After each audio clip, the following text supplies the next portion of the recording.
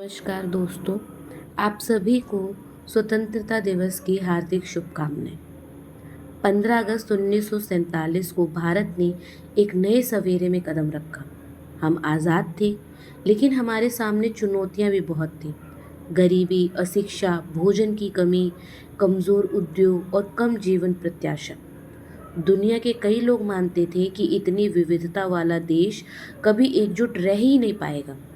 लेकिन सिर्फ 7 दशकों में ही भारत ने यह साबित कर दिया कि एकजुटता और मेहनत से कोई भी सपना पूरा किया जा सकता है। तो आइए आज इस स्वतंत्रता दिवस पर गर्व के साथ हम अपने भारत देश की स्वतंत्रता के बाद की गई बड़ी उपलब्धियों के बारे में बात करते हैं। जब भारत स्वतंत्र हुआ तो लोकतंत्र एक जोखिम भरा प्रयोग था। हमारे देश में सैकड़ों भाषाएं, धर्म और संस्कृति के लोग रहते थे और उस समय हमारी 84% से अधिक आबादी पढ़ना लिखना तक नहीं जानती थी। बहुत से लोगों को लगता था कि भारत में लोकतंत्र असफल हो जाएगा, लेकिन 1951 से 52 के बीच में डॉक्टर भीमराव अंबेडकर के संविधान और चुनाव आयोग की सटीक योजना के अंतर्गत भारत ने अपने पहले आम चुनाव आयोजित किए, जिनमें 17 करोड़ से अधिक मतदाता पंजीकृत थे। लोग लंबी कतारों में खड़े हुए। कई लोगों ने पहली बार अपना मत डालने के लिए वहां पर प्रस्थान किया।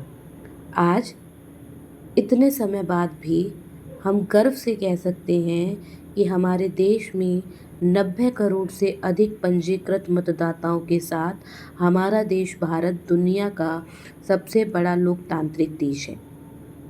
यहाँ बार बार स्वतंत्र और निष्पक्ष चुनावों के माध्यम से सत्ता का शांतिपूर्ण हस्तांतरण हमारे राष्ट्र की सबसे बड़ी ताकत है। इतने वर्षों के बाद में भी लोकतंत्र ने न केवल हमारी एकता को मजबूत किया है, बल्कि हर नागरिक को अपने भविष्य के निर्माण में भाग लेने का अधिकार भी दिया है।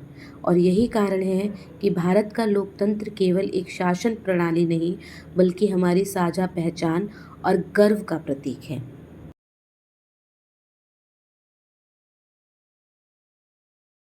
भारत की अंतरिक्ष यात्रा साधारण शुरुआत के बावजूद एक महान सपने के साथ शुरू हुई। सन 1969 में भारतीय अंतरिक्ष अनुसंधान संगठन इसरो की स्थापना हुई, जिसके पीछे डॉक्टर विक्रम साराभाई जैसे दूरदर्शी नेता थे, जिन्हें भारत के अंतरिक्ष कार्यक्रम का जनक कहा जाता है। शुरुआती दिनों में इसरो छोटे छोटे भवनों में काम करता था और रॉकेट के पुर्जे साइकिल व बैलगाड़ी से ढोए जाते थे, और यह दिखाता था कि सीमित संसाधनों में भी दृढ़ संकल्प सब कुछ संभव कर सकता है। सन 1975 में भारत ने अपना पहला उपग्रह आर्यभट्ट अंतरिक्ष में भेजा, जो विज्ञान और प्रौद्योगिकी के एक नए युग की शुरुआत थी। आने वाले दशकों में इसरो ने 1980 में एसएलवी भारत का पहला उपग्रह प्रक्षेपण यान और PSLV polar satellite launch vehicle जैसे कई महत्वपूर्ण मील के पत्थर हासिल किए, जो उपग्रहों को कक्षा में स्थापित करने में भारत का सबसे भरोसेमंद यान बना। सन 2014 में दुनिया ने देखा कि भारत ने अपने पहले ही प्रयास में मंगलयान को मंगल की कक्ष में स्थापित कर दिया। यह उपलब्धि पहले किसी भी देश ने हासिल नहीं की थी, और यह उपलब्धि भी हमने मात्र 450 करोड़ की लागत में पा ली थी, जो कि कई हॉलीवुड फिल्मों से भी कम था। इसके बाद इसरो ने 100 से अधिक उपग्रह विभिन्न देशों के लिए प्रक्षेपित किए। जीसैट श्रृंखला ने संचार व्यवस्था को मजबूत किया, नाविक नेविगेशन प्रणाली विकसित की और 2017 में एक ही मिशन में 104 उपग्रह प्रक्षेपित कर विश्व रिकॉर्ड बनाया। सन 2023 में भारत ने फिर इतिहास रचा, जब चंद्रयान-3 के माध्यम से चंद्रमा के दक्षिणी ध्रुव पर सफलतापूर्वक उतरने वाला भारत पहला देश बना। इस सफलता ने न केवल भारत को वैश्विक मान्यता दिलाई, बल्कि भविष्य के गहरे अंतरिक्ष अभियानों के लिए भी रास्ता खोल दिया, जिसमें गगनयान, जो कि भारत का पहला मानव अंतरिक्ष मिशन होने वाला है, और सूर्य अध्ययन के लिए मिशन आदित्य L1 तथा शुक्र ग्रह मिशन शामिल है। इसरो की यात्रा इस बात का जीवंत उदाहरण है कि दूरदृष्टि, कठिन परिश्रम और नवाचार कैसे एक देश को साधारण शुरुआत से अंतरिक्ष अन्वेषण में वैश्विक नेतृत्व तक पहुंचा सकते हैं। 1960 के दशक में भारत अपने इतिहास के सबसे गंभीर खाद्य संकटों में से एक से जूझ रहा था। लगातार बढ़ रहे सूखे, कम कृषि उत्पादन और तेजी से बढ़ती जनसंख्या ने देश को भुखमरी की कगार पर ला दिया था। उस समय भारत खाद्यान्न आयात पर भारी रूप से निर्भर था, विशेषकर अमेरिका से आने वाले गेहूं के ऊपर, जो कि PL 480 समझौते के तहत गेहूं मंगवाता था। विदेशी अनाज से लदे जहाज हमारे लिए जीवन रेखा बन गए थे, लेकिन इस निर्भरता ने हमारे राष्ट्रीय खाद्य सुरक्षा और स्वाभिमान पर सवाल खड़े कर दिए।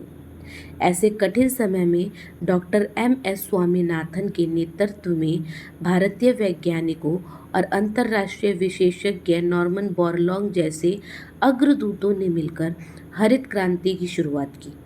इस क्रांति के अंतर्गत गेहूं और चावल की उच्च उपज वाली किस्में, बेहतर सिंचाई व्यवस्था, रासायनिक उर्वरक और आधुनिक कृषि उपकरणों किसानों तक पहुंचाए गए। किसानों को वैज्ञानिक तरीके अपनाने के लिए प्रशिक्षित किया गया, सरकार द्वारा सब्सिडी दी गई, ऋण सुविधाएं दी गई तथा न्यूनतम समर्थन मूल्य जैसी नीतियों के द्वारा उनको सहयोग दिया गया। इसके परिणाम क्रांतिकारी रहे और लगभग एक दशक के भीतर गेहूं और चावल का उत्पादन हमारे देश में कई गुना बढ़ गया। पंजाब, हरियाणा और पश्चिमी उत्तर प्रदेश इस परिवर्तन का केंद्र बन गए, जो देश कभी विदेशी अनाज के लिए लंबी कतारों में खड़ा रहा। 1947 में जब भारत स्वतंत्र हुआ, तब हमारी अर्थव्यवस्था बेहद कमज़ोर थी। अंग्रेजी शासन के दौरान संसाधनों का शोषण हुआ था, उद्योग लगभग नगण्य थे और हमारा विश्व की GDP में योगदान केवल 3% के आसपास था। जनसंख्या का बड़ा हिस्सा कृषि पर निर्भर था, जो उस समय पारंपरिक तरीकों से होती थी और सूखा, पानी जैसे प्राकृतिक आपदाओं के प्रति बेहद संवेदनशील थी। औद्योगिक उत्पादन कम था और बेरोजगारी व्यापक रूप से फैली हुई थी। लेकिन पिछले कुछ दशकों में ही योजनाबद्ध विकास, आर्थिक सुधारों और वैश्विक सहयोगों के माध्यम से भारत ने खुद को दुनिया की सबसे तेजी से बढ़ती अर्थव्यवस्थाओं में बदल दिया। आज भारत विश्व की 5वीं सबसे बड़ी अर्थव्यवस्था है और इस दशक के अंत तक तीसरे स्थान पर पहुंचने की हमें पूरी उम्मीद है। हमारे उद्योग अब विविध और मजबूत हैं। अगर IT और सॉफ्टवेयर सेवाओं की बात की जाए तो भारत को IT हब कहा जाता है और यहाँ की TCS, इन्फोसिस और विप्रो जैसी कंपनियाँ पूरी दुनियाओं को सेवाएं प्रदान करती हैं। वहीं फार्मास्यूटिकल्स की बात की जाए तो हमें दुनिया की फार्मेसी कहा जाता है, क्योंकि हम 200 से अधिक देशों को सस्ती और उच्च गुणवत्ता वाली दवाइयाँ उपलब्ध कराते हैं। वहीं अगर मैन्युफैक्चरिंग और वस्त्र उद्योग की बात की जाए तो हमारा वस्त्र उद्योग दुनिया के सबसे पुराने और प्रतिष्ठित उद्योगों में से एक है, जो हस्तकरघा से लेकर हाईटेक फैब्रिक तक सब कुछ बनाता है। वहीं ऑटोमोबाइल के क्षेत्र में भारत हर साल लाखों दोपहिया कार और वाणिज्यिक वाहन बनाता है और उन्हें कई देशों में निर्यात भी करता है। अगर स्टार्टअप और नवाचार की बात की जाए तो भारत में अब 100 से अधिक यूनिकॉर्न है और हम दुनिया का तीसरा सबसे बड़ा स्टार्टअप इकोसिस्टम बन चुकी हैं। सरकारी योजनाएं जैसे make in India, digital India और उत्पादन आधारित प्रोत्साहन योजनाएं स्थानीय उत्पादन, डिजिटल ढांचे और नवाचार को बढ़ावा दे रही हैं।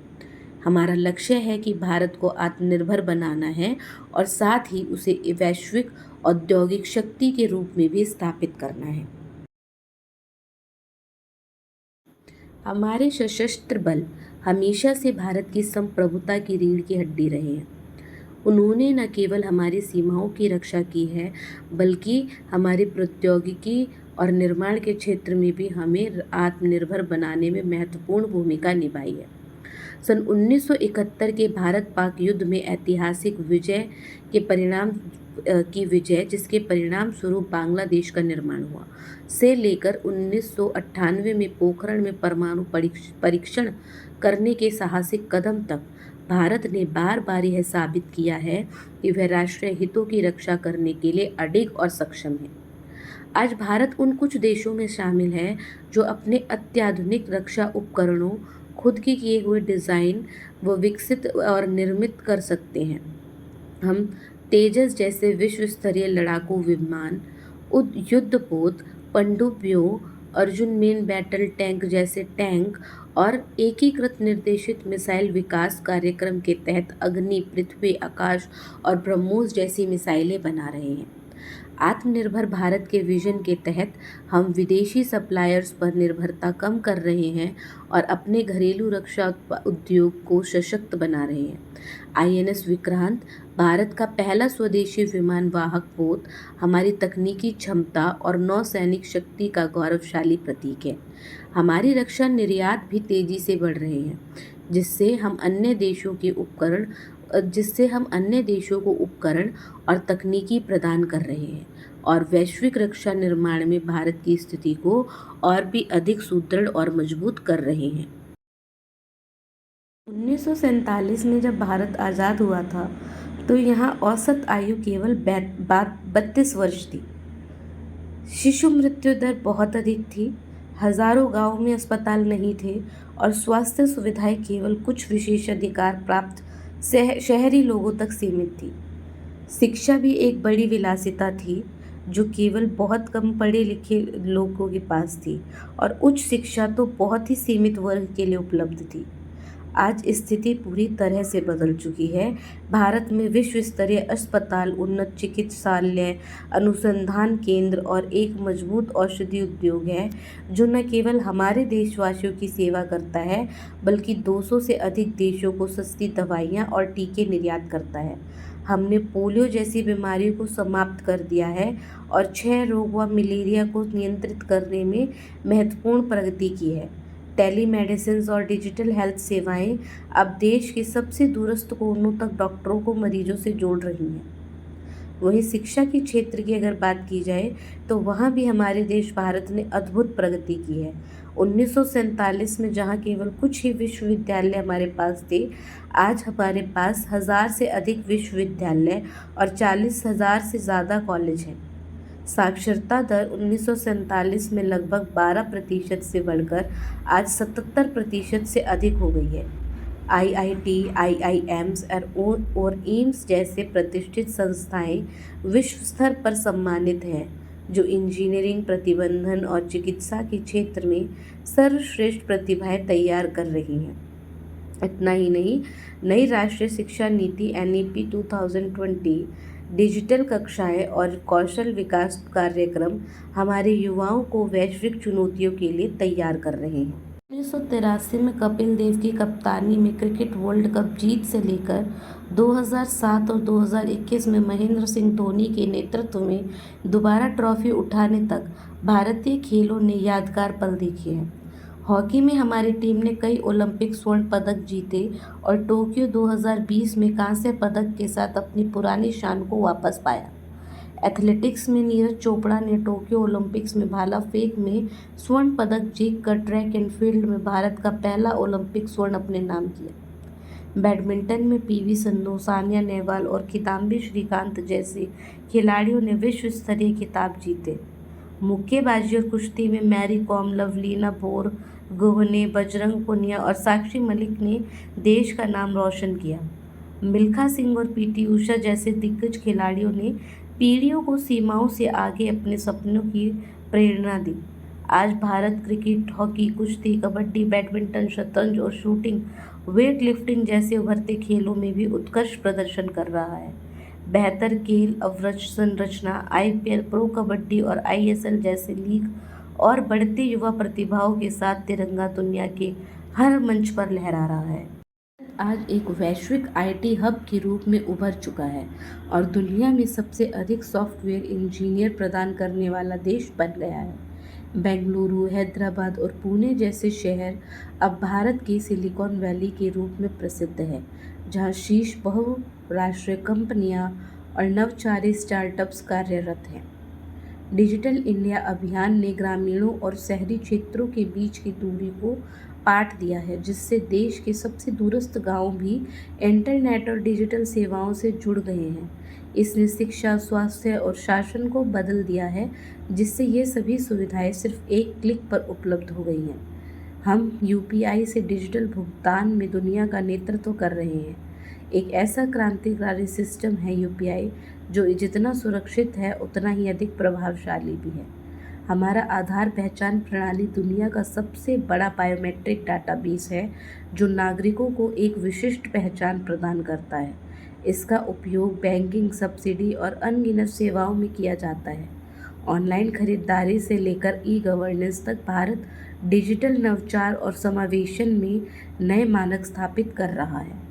भूख से आत्मनिर्भरता तक, अनिश्चितता से वैश्विक पहचान तक, 1947 से अब तक भारत की यात्रा एक ऐसे चमत्कार की तरह है जो करोड़ों लोगों के पसीने, बलिदान और सपनों से गढ़ी गई है। हमने विभाजन के अंधेरों से उठकर शून्य से अपनी अर्थव्यवस्था खड़ी की और दुनिया की सबसे तेजी से बढ़ती अर्थव्यवस्था बन गए। हमने बंजर खेतों को अन्न भंडारों में बदला, गरीबी को अवसर में बदला और चुनौतियों को महानता की सीढ़ियाँ बनाया। हमारे वैज्ञानिकों ने चांद और सूरज को छुआ, हमारे सैनिकों ने देश की हर इंच भूमि की रक्षा की, हमारे खिलाड़ियों ने तिरंगे को दुनिया भर में लहराया और हमारे नव प्रवर्तकों ने भारत को डिजिटल क्रांति के केंद्र में ला खड़ा किया। यह केवल इतिहास नहीं, यह 140 करोड़ भारतीयों की धड़कन है, जो कभी हार नहीं मानते। यह इस सच्चाई का प्रमाण है कि जब हम एकजुट होते हैं, तब सपने देखते हैं और संकल्प के साथ काम करते हैं, तो कोई भी लक्ष्य दूर नहीं रहता। इस स्वतंत्रता सप्ताह पर हम केवल अतीत पर गर्व ना करें, बल्कि भविष्य के लिए संकल्प करें। वादा करें कि हम ऐसे भारत बनाएंगे जो न केवल मजबूत और उज्जवल हो, बल्कि दयालु, हरित और सभी के लिए समावेशी हो। जय हिंद, जय भारत।